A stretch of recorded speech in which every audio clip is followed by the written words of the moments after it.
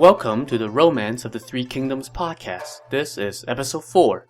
When you're done with this episode, be sure to drop by our website, threekingdomspodcast.com, spelled with the number 3, and check out supplemental materials like maps of the key locations mentioned in each episode and links to additional information. That's threekingdomspodcast.com, spelled with the number 3. While you're there, leave me a comment and let me know what you think of the show so far. Also, we're now listed in the iTunes store. Just search the podcast section for Romance of the Three Kingdoms. Okay, so over the first 3 episodes, we've covered one of the bloodiest rebellions in world history, palace intrigue, a power struggle at the top of the governing apparatus, and a bloodbath at the imperial residence. But compared to the rest of the novel, all of that has just been akin to the first few episodes of a new TV show. Okay, but not great material, whose main purpose is to set the stage and establish the characters so we can get to the really good stuff. And we're going to start getting into that really good stuff in this episode. So far, the most powerful people in our story have been a dim-witted ex-butcher and a bunch of castrated cretins. And they pretty much took each other out. Well, starting with this episode, the main players are about to get more legendary and the stories more memorable. But first, we still have some loose ends to tie up, like a missing emperor, a missing lord, and the eunuchs who absconded with them. We left off last time with the eunuchs killing He Jin, which prompted his officers to storm the palace, set it on fire, and kill every eunuch they could find. In the chaos, the 2 eunuch leaders, Zhang Rang and Duan Gui, abducted the young emperor and his even younger half-brother, the lord of Chenliu, slipped out of the palace and headed toward the Beimang Hills outside the capital. Back at the palace, once the great eunuch extermination campaign had wound down, Cao Cao directed an effort to put out the fire, asked the Empress Dowager to temporarily oversee things, and send out troops to look for the missing eunuchs and royal siblings. Around 9 o'clock that night, one party of soldiers caught up to the fleeing eunuchs on the bank of the river. Cornered, Zhang Rang threw himself into the water and drowned. I'm sure he will be missed. Duan Gui, though, kept running, and the soldiers gave chase. While this was going on, the emperor and the lord of Chenliu were hiding among the weeds nearby, but they weren't sure who these soldiers were, so they didn't make a sound until the men had scattered. The young boys then stayed in their hiding spot on the riverbank until about 1 a.m. By now they were shivering from the cold, wet from the dew, and starving. They wept in each other's arms, all the while trying to muffle their cries because they were afraid of giving away their location. "We can't stay here," the lord of Chenliu said. "We need to find another way out." So the 2 kids tied their clothes together and used it as a rope to pull themselves up the riverbank. But then they found themselves in a thicket of thorn bushes. It was dark, and there was no path to be found. They started to despair, but just then, thousands upon thousands of fireflies sprang up around them, gathered in front of the emperor, and lit their way. Taking this to be a sign from heaven, the boys followed the fireflies. Gradually, a road appeared. They followed it and walked until around 3 a.m. By now, they were too footsore to go on. They saw a heap of straws on the hillside, so they walked over and collapsed on top of it. In front of this heap of straws was a farmhouse. The farmer who lived there had a dream that 2 red suns had set just behind his house. He woke up with this alarming omen rattling around in his head, so he threw on his coat and went outside to look around. He saw a bright red light shooting up from the heap of straws, so he hurried over and found the 2 boys on the pile. "Young men, whose kids are you?" he asked them. The emperor was too afraid to answer, but his brother pointed at him and said, "He is the emperor. There was trouble at the palace, we were caught up in the chaos and fled here. I am his brother, the lord of Chenliu." Astonished, the farmer fell to his knees. "Your Majesties! My name is Cui Yi. My brother Cui Lie used to be the minister of the interior, but he retired to this place because he was disgusted with the eunuchs. Cui Yi then helped the emperor and his brother into the house and served them food and drink on his knees. Let's leave the imperial siblings there for a minute and check in on the guys who are out looking for them. Back on the riverbank, the eunuch Duan Gui had tried to run when he saw the soldiers coming. But the troop's leader, Min Gong, caught up to him and grabbed him. "Where is the emperor?" Min Gong demanded. We were separated. I don't know where he is." That was the wrong answer, as Min Gong killed Duan Gui right then and there, cut off his head, and hanged it from the neck of his horse. He then sent his men out in all directions to search for the emperor while he himself searched along the road. Eventually, he came upon Cui Yi's house. Cui Yi went out to see who it was and saw a guy on a horse with a head hanging from the horse's neck. That's not something you see every day. So Cui Yi inquired, and Min Gong explained why he was there. Cui Yi then led him inside to see the emperor, and servant and master wept at the sight of one another. "The country cannot be without its leader," Min Gong said. "Your Majesty, please return to the capital."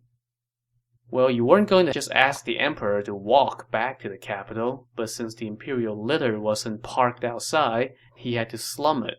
Cui Yi had only one skinny horse on his farm, and that served as the emperor's ride, while the lord of Chenliu shared Min Gong's horse. After just a mile or so, they ran into several hundred soldiers, led by Yuan Shao and several other court officials. After more tears were shed, they first sent someone to ride on ahead back to the capital, with Duan Gui's head for public display.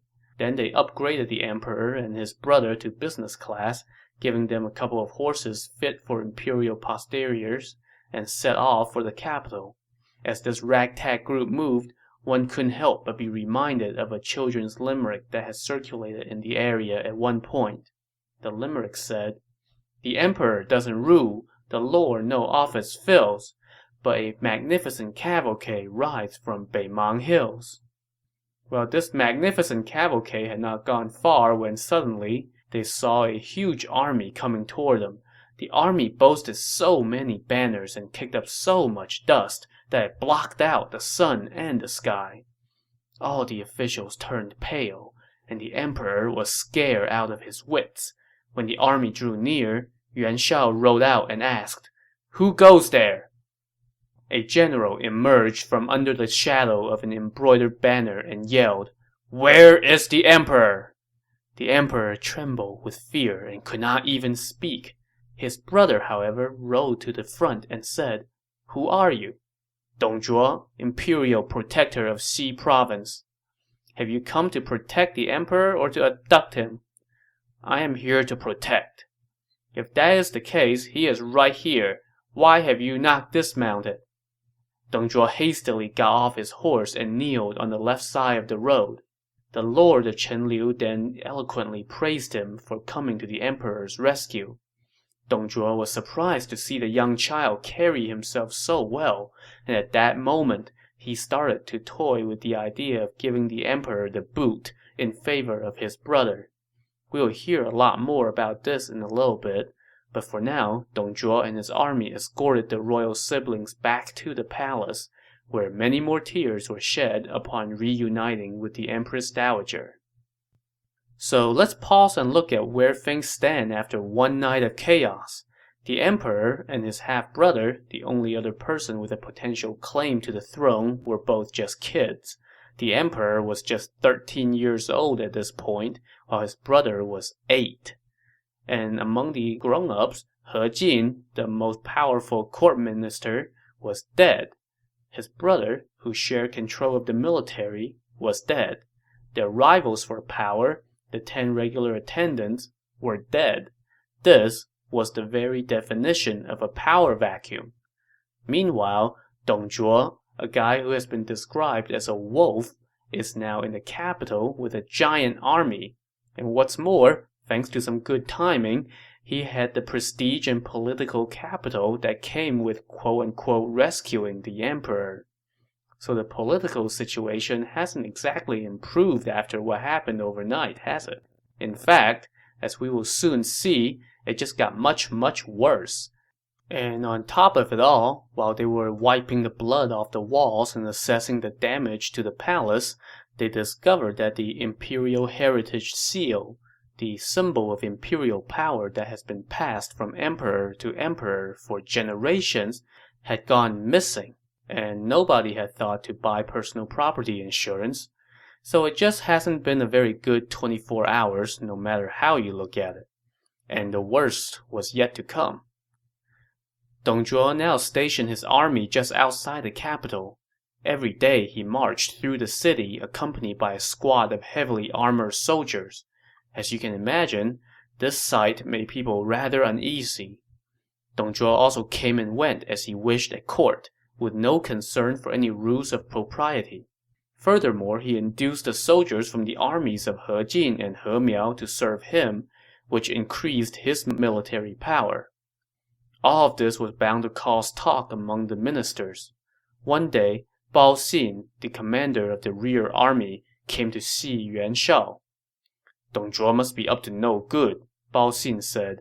"We need to get rid of him, soon." Yuan Shao, however, was reluctant. "The court has just regained some stability. We can't make any rash moves yet." Bao Xin then went to see Wang Yun, the minister of the interior, and said the same thing to him. "Let us think it over," Wang Yun said. Recognizing that nobody was in any hurry to do anything about Dong Zhuo, Bao Xin led his troops out of the capital and went to the Tai Mountains. Just as Bao Xin suspected, Dong Zhuo was indeed up to no good. One day, he had a private chat with his advisor and son-in-law, Li Ru. "I want to depose the emperor and put the lord of Chenliu on the throne. What do you think about that?" "Right now the court has no leader. If we don't act now, we will miss a golden opportunity. Tomorrow let's assemble all the court officials in Wenming Garden and discuss this matter. If anyone opposes, you can execute them to demonstrate your might." This idea suited Dong Zhuo, so he held a big banquet the next day and invited all the officials. And since they were all afraid of Dong Zhuo, everyone showed up. Dong Zhuo took the opportunity to put on some airs. He waited for everyone else to take their seat, and then he rode up to the garden, dismounted, and entered the banquet hall with his sword in tow, which no doubt put the already fearful officials even more on edge. After 3 rounds of wine, Dong Zhuo stopped the festivities and said sternly, "I have something to say. All of you, be quiet and listen." The banquet hall fell silent, and the officials listened intently. "The emperor is the master of all. If he lacks strength, he cannot fulfill his duties. The current emperor is a weakling and pales in comparison to the lord of Chenliu, who is intelligent and eager to learn. I want to depose the emperor and elevate the lord of Chenliu in his place. What do you think?"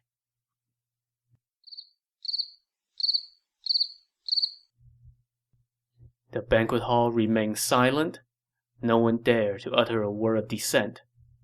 But then someone pushed his table aside, walked out to the center of the hall, and shouted, "No!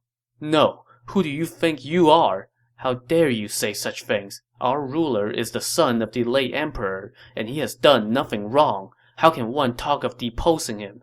Are you trying to usurp power?" Dong Zhuo, enraged by this rebuff, looked to see who it is that had dared to challenge him. It was Ding Yuan, the imperial protector of Jing province. "Those who are with me will live, and those who oppose me shall die," Dong Zhuo said as he pulled out his sword and made for Ding Yuan.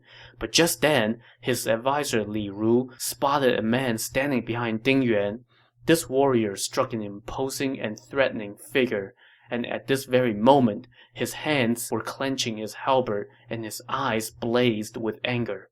Sensing trouble, Li Ru quickly intervened. "A banquet is no place to discuss state affairs. Let's wait till tomorrow to discuss this." Dong Zhuo backed off, and the guests managed to persuade Ding Yuan to leave. Once he was gone, Dong Zhuo pressed the issue again with the remaining officials. But now, Lu Zhi spoke up. "You are mistaken, illustrious sir. If we look to precedents for what you're proposing, during the Shang dynasty, the minister Yi Yin locked the emperor Tai Jia in the palace because he was unwise and did not let him out until he had changed his ways. Earlier in the Han dynasty, the lord of Changyi committed some 3,000 misdeeds in just 27 days on the throne, and that was why the regent marshal Huo Guang deposed him. But right now, although the emperor is young, he is intelligent and has committed no wrongs. Sir, you have been the imperial protector on the frontiers, far from the capital, and you have no experience in state administration, nor have you the talent of Yi Yin or Huo Guang. How can you try to impose your will on this matter? As the sage said, only with Yi Yin's purpose can one act like Yi Yin. Otherwise, such a deed is treason. Dong Zhuo took this about as well as he took Ding Yuan's objections. He drew his sword again and was about to kill Lu Zhi, but a couple other ministers stepped in. Minister Lu is respected throughout the empire. If you kill him, it might cause tremors all around the country. So Dong Zhuo held off, and now Wang Yun, the minister of the interior, tried to defuse the situation. An issue as important as deposing and anointing an emperor should not be decided after we've all been drinking. Let's discuss this another day. All the guests took this opportunity to scatter. Displeased, Dong Zhuo stood at the gate with his sword drawn and watched as the ministers left. Just then, he noticed a man galloping back and forth outside the gate with halberd in hand. "Who is that?" Dong Zhuo asked Li Ru. "That is Ding Yuan's adopted son, Lu Bu. Sir, you should stay out of his way." Dong Zhuo heeded his advice and went into the garden. But the next day, Ding Yuan led his army outside the city and challenged Dong Zhuo to battle. Angered, Dong Zhuo called up his army and went out with Li Ru to meet the challenge. When the two sides had lined up across from each other, Dong Zhuo could see Lu Bu riding out to the forefront with Ding Yuan, clenching his halberd and looking every bit the warrior. His hair was arranged under a handsome headdress of gold, and he donned an embroidered cloak bearing the pattern of 1,000 flowers. He wore a pheasant-tailed helmet, a breastplate, and a gleaming jade belt with a lion's head clasp. Ding Yuan pointed at Dong Zhuo and scolded him. "What great misfortune has befallen the country? First, the eunuchs meddle in state affairs and push the people to the brink. And now you, without even the least bit of accomplishment to your name, dares to talk about deposing the emperor. You are nothing less than a rebel." Dong Zhuo was just about to respond, but Lu Bu was already galloping toward his lines. Dong Zhuo hastily fled, and Ding Yuan's army charged forward and won the day. Dong Zhuo's forces fell back 10 miles before they could hold up and make camp. After pulling his soldiers back together, Dong Zhuo called his officers to his tent. "Lu Bu is really something special. If I could have him in my service, I would be invincible." Upon hearing this, one of Dong Zhuo's generals, Li Su, stepped forward and said, "Worry not, my lord. I am from Lu Bu's village and know him well. He is brave but not wise. Offer him a little benefit, and he will forget honor. With just a few words, I can persuade him to come over to our side." "Really? What will you tell him?" "I have heard that you have a horse named Red Hare that is one of the finest and fastest steeds ever bred. Give this horse and some precious objects to Lu Bu to move his heart. And I will also add some persuasive words. I guarantee that he will turn against Ding Yuan and come join you." So what Li Su is proposing sounds like a pretty good bargain, right? A horse and some pocket change to not only get yourself a badass warrior, but to take him away from your enemy. But showing how short-sighted he really is, Dong Zhuo hesitated.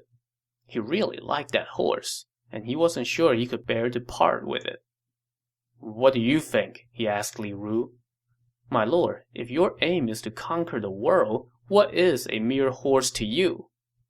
This brought Dong Zhuo to his senses, so he gave Li Su the horse, 1,000 ounces of gold, 10 strings of beautiful pearls, and a belt decorated with jewels. With all the swag in tow, Li Su headed toward Lu Bu's camp. When he got near, he was picked up by one of the pickets. He asked them to tell Lu Bu that an old friend had come to see him. Upon hearing this message, Lu Bu called for Li Su to be brought to his tent. "My brother, how have you been?" Li Su said as he bowed. "It's been too long since we last met. Where are you now?" Lu Bu replied. "I am a general in the Imperial Tiger Army. I was thrilled to hear that you were such a strong supporter of the throne, so I have come to present you with a fine horse befitting your valor. It can travel 300 miles a day and treats rivers and mountains as though they were level plains. Its name is Red Hare." Lu Bu asked his guards to bring the horse over. From head to hoof, the horse bore the red of a glowing sun and did not even have a hair of another color. It measured 10 spans from head to tail and 8 spans from hoof to neck. When it neighed, the sound filled the air and shook the oceans. Someone once wrote a poem praising this horse. "Mark ye the steed swift and tireless. See the dust, spurned by his hoofs, rising in clouds. Now it swims the river, anon climbs the hill, rending the purple mist asunder. Scornful it breaks the rain, shakes from its head the jewel bridle. It is as a fiery dragon descending from the highest heaven." Lu Bu was delighted with the horse and thanked Li Su. "How can I repay you for giving me such a creature?" "I am here out of honor. I seek no repayment." And then the two proceeded to drink. After a few cups, Li Su said, "Although I haven't seen you much, brother, I do often see your honorable father." "Brother, you must be drunk. My father has been dead for years. How could you have seen him?" "No, I'm talking about Imperial Protector Ding Yuan." "Oh, him. Yes. Yes, I am in his service. But it is only because I have nowhere else to go." "Brother, your talent is higher than the heavens and deeper than the seas. Who in all the world does not bow before your name? Fame, fortune, glory, they're all yours for the taking. Why do you say that you can do no better than to serve under someone else?" "It's only that I can find no worthy master." "The clever bird chooses the branch on which it perches, just as the wise officer chooses the master he serves. When the opportunity presents itself, you must seize it, or you will regret it later." "Well, brother, you're in the government now. Who do you think is the true hero of the land?" Lu Bu asked. "I scorn everyone at court except Dong Zhuo. He alone respects wisdom and reveres scholars. He is fair in handing out rewards and punishments. He is destined for greatness." "I've long wished to serve him, but I fear there is no way." Upon hearing this, Li Su laid out all the other swag that he had brought with him. "What is all this?" Lu Bu asked. Before he answered, Li Su asked Lu Bu to send away the attendants. Once they were alone, Li Su delivered his recruiting pitch. "My lord Dong Zhuo has long respected your name. He was the one who asked me to bring you these, as well as the horse. He is so good to me. How can I repay him? Look, if a useless fool like me can be a general in the Imperial Tiger Army, who knows what honor awaits you?" Li Su pressed. "I just wish there was something I could do for him as an introductory gift." "Oh, but there is, and it's easy. It's just that you won't do it." Lu Bu knew what he was getting at. He pondered silently for a long time, and then he said, "What if I killed Ding Yuan and brought his soldiers over to Dong Zhuo?" "Brother, if you can do that, there could be no greater service. But such a thing must be done quickly." Lu Bu promised his friend that he would go over to Dong Zhuo the next day. With this, Li Su took his leave. Around 10 o'clock that night, Lu Bu walked into Ding Yuan's tent with sword in hand. There, he found his master and adopted father reading by the light of a candle. My son, what brings you here? Ding Yuan asked. How can a man like me possibly stoop to be your son? Why this change of heart, my son? Lu Bu didn't even bother answering. He stepped forward before Ding Yuan finished speaking, and with one swing of his sword, Ding Yuan's head fell to the ground. Lu Bu then called for the attendant and sent word to the soldiers in his camp. Ding Yuan has dishonored himself, so I killed him. Those who want to follow me, stay. Otherwise, go. Upon hearing this news, most of the soldiers scattered. The next day, Lu Bu, clutching Ding Yuan's head, went to see Li Su, who led him to see Dong Zhuo. Dong Zhuo was delighted and welcomed him with wine.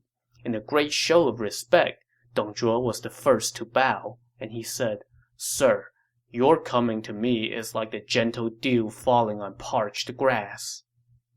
Lu Bu then asked Dong Zhuo to sit, while he bowed and said, If it is agreeable to you, sir, please accept this bow and be my adopted father. Now, considering what Lu Bu just did to his previous adopted father, see that head without a body over there?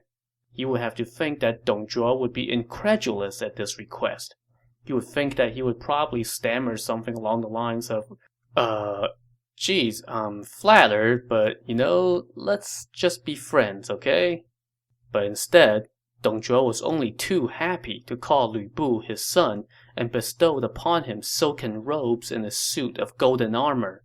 So not only is Lu Bu either oblivious or audacious enough to offer to call Dong Zhuo dad moments after handing him the head of his previous adopted father, but Dong Zhuo is stupid enough to let him. You get the feeling that these two guys really do deserve each other. Still, there's no denying that the two of them together made for a formidable team. After getting Lu Bu, Dong Zhuo's power and influence grew rapidly. He made his brother commander of the left army and the Marquis of Hu. He made Lu Bu the Marquis of Luoyang, commander of the capital district and commander of the cavalry. He also reserved some pretty impressive titles for himself: the Minister of Works, Grand Commander, and commander of the front army. Seeing Dong Zhuo's power growing by the day, his advisor Li Ru urged him to depose the emperor sooner rather than later. So one day, Dong Zhuo held a banquet in the capital and invited all the ministers of state. And just to show that he's not messing around, he ordered Lu Bu and 1,000 armed soldiers to stand ready next to him. The feast began, and after a few rounds of wine, Dong Zhuo stood up, drew his sword, and said, The emperor is weak and cannot fulfill his duties. I shall therefore follow the examples of Yi Yin and Huo Guang and reduce him to the lord of Hongnong and raise the lord of Chenliu to the throne. Whoever opposes will be executed. Note how different Dong Zhuo's tone is this time versus the last time he raised this issue. The last time, he still at least put up the pretense of asking what the ministers thought of his plan. This time, though, with all the military power in his hands and with Lu Bu and his armed guards standing by, Dong Zhuo didn't even pretend to ask. He was just telling the minister that this was how it was going to be. Well, the ministers had seen this play before, and the man who stood up against Dong Zhuo the last time he tried this stunt ended up losing his head. So everyone was too afraid to speak up this time. All except one. One man stepped forward and stood firm. The emperor has only recently assumed the throne, and he has done no wrong, this man said. To set him aside for a commoner is an act of rebellion. So who is this that dared to challenge Dong Zhuo? And will he succeed or will he lose his head as well? Find out next time on the Romance of the Three Kingdoms podcast. Thanks for listening.